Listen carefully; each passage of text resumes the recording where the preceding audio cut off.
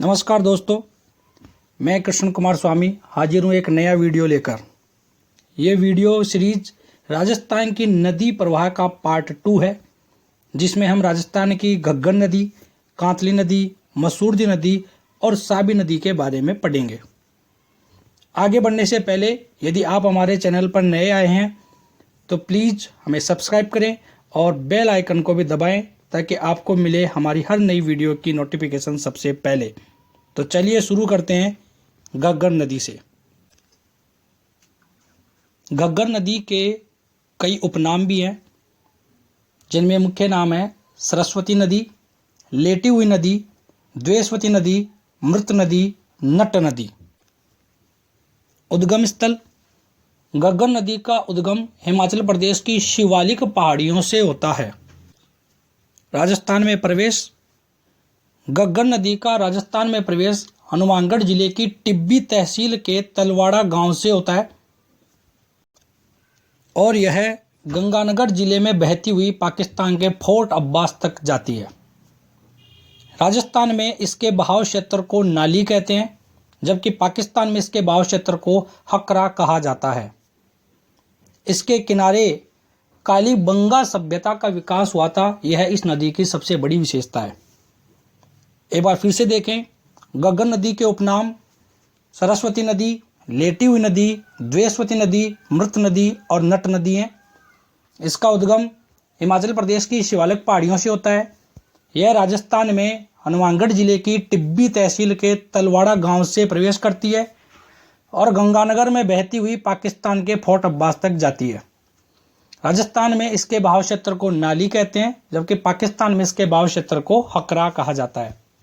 इसके किनारे पर कालीबंगा सभ्यता का विकास हुआ था। अब बात करते हैं कांतली नदी की। सबसे पहले इसका उद्गम: कांतली नदी का उद्गम सिक्कर जिले के खंडेला की पहाड़ियों से हुआ है। प्रवाह क्षेत्र: कांतली नदी सिक्कर जिले के खंडेला की पहाड़ियों से निकलकर झुंझुनू जिले में बहती है और चूरू जिले में जाकर के समाप्त हो जाती है। यह नदी बहती हुई झुंझुनू जिले को 2 बराबर भागों में बांटती है। इसके बहाव क्षेत्र को तोरावाटी क्षेत्र के नाम से जाना जाता है। इस सभ्यता के किनारे पर ताम्रयुगीन गणेश्वर सभ्यता का विकास हुआ था। कांतली नदी के किनारे पर गणेश्वर सभ्यता का विकास हुआ था।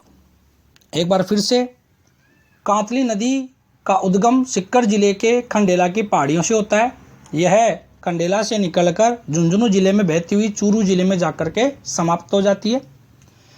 इसके बहाव क्षेत्र से झुंझुनू जिले को 2 भागों में बराबर बांटती है। इसके बहाव क्षेत्र को तोरावाटी क्षेत्र कहते हैं और इस नदी के किनारे पर ताम्रयुगीन गणेश्वर सभ्यता का विकास हुआ था। अगली नदी है मसूरदी नदी। इसके उपनाम हैं कांकणी नदी और काकनेय नदी। मसूरदी नदी को कांकणी नदी और काकनेय नदी के नाम से भी जाना जाता है। इसका उद्गम जैसलमेर जिले के कोठारी गांव से हुआ है। इसका प्रवाह क्षेत्र जैसलमेर जिले के कोठारी गांव से जैसलमेर जिले की ही बुज्झ झील तक है। यह नदी कुल 17 किलोमीटर ही लंबी है, इसलिए यह आंतरिक प्रवाह की राजस्थान की सबसे छोटी नदी है। एक बार फिर से देखें, कांकणी नदी, काकनेय नदी, मसूरदी नदी के उपनाम हैं। यह जैसलमेर जिले के कोठारी गांव से निकलती है और जैसलमेर जिले की बुज्झ झील पर जाकर के समाप्त हो जाती है। इस नदी की कुल लंबाई 17 किलोमीटर है और यह राजस्थान के आंतरिक प्रवाह की सबसे छोटी नदी है। अगली नदी है साबी नदी। इसका उद्गम जयपुर जिले की सेवर की पहाड़ियों से होता है। इसका प्रवाह क्षेत्र जयपुर जिले की सेवर पहाड़ियों से निकलकर अलवर जिले में बहती हुई हरियाणा के गुड़गांव के पास पटौदी गांव तक है। यह अलवर की सबसे बड़ी नदी है, यह इसकी मुख्य विशेषता है। एक बार फिर से देखें, साबी नदी जयपुर जिले के सेवर की पहाड़ियों से निकलती है, अलवर जिले में बहती हुई हरियाणा के गुड़गांव के पास पटौदी नाम के गांव में समाप्त हो जाती है और यह अलवर की सबसे बड़ी नदी है। दोस्तों, ये आज की हमारी 4 नदियां थी। चारों की चारों नदियां आंतरिक प्रवाह की नदियां हैं। इसके अलावा भी आंतरिक प्रवाह की अनेक नदियां राजस्थान में प्रवाहित होती हैं, जिनको मुख्य रूप से याद करने के लिए एक ट्रिक है, काका रूसा मेघ। काका रूसा मेघ। इस ट्रिक से आप आंतरिक प्रवाह की नदियों को आसानी से याद रख सकते हैं। जहां पहले का का मतलब है कांतली नदी, फिर का से मतलब है कांकणी नदी जिसको मसूरदी नदी कहते हैं, रू से मतलब है रूपारेल नदी और रूपनगढ़ नदी, सा से मतलब है साबी नदी, में से मैनथा नदी और घ से घग्गर नदी।